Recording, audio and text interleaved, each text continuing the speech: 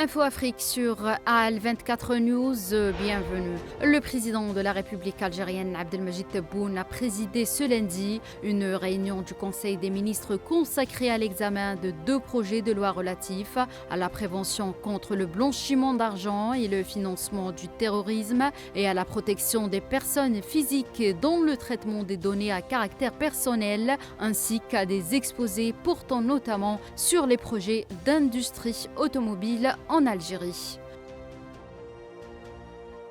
Le groupe Sonatrach a signé lundi à Alger un contrat avec le groupe italien Eni de forme partage de production pour l'exploration et l'exploitation des hydrocarbures sur le périmètre contractuel de Zemoul El-Kbar à Ouargla. Des vivres d'urgence ont été largués par voie aérienne pour aider des dizaines de milliers de personnes au Soudan du Sud, dans des zones reculées du nord-est où la recrudescence du conflit ces derniers mois a poussé certaines communautés au bord de la famine, a annoncé l'ONU ce lundi.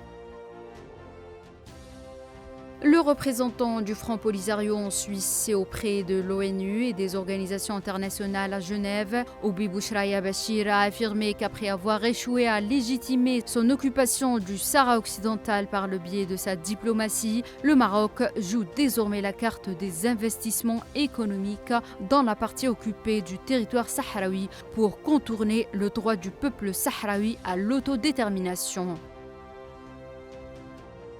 L'ancien diplomate et ex-conseiller à la sécurité nationale des États-Unis, John Bolton, a réitéré hier sa conviction que l'organisation d'un référendum d'autodétermination au Sahara occidental demeure la seule solution pour régler ce conflit, tenant le Maroc pour responsable du blocage du processus onusien.